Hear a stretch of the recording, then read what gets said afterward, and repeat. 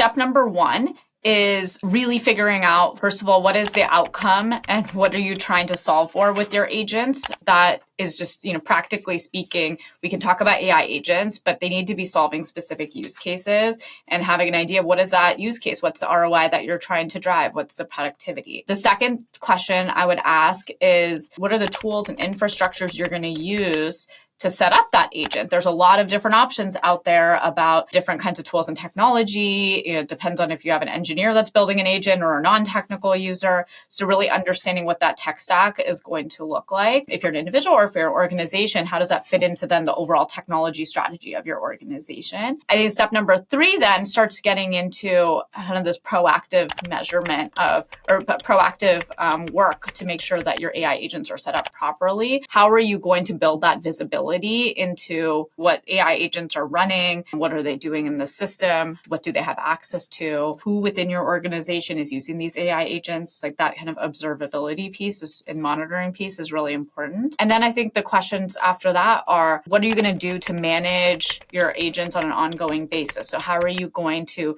go back and make sure you're looking at what they're actually doing and then creating new rules? You're going to have some rules that you're going to create around what's sanctioned and unsanctioned behaviors. You have to create those rules.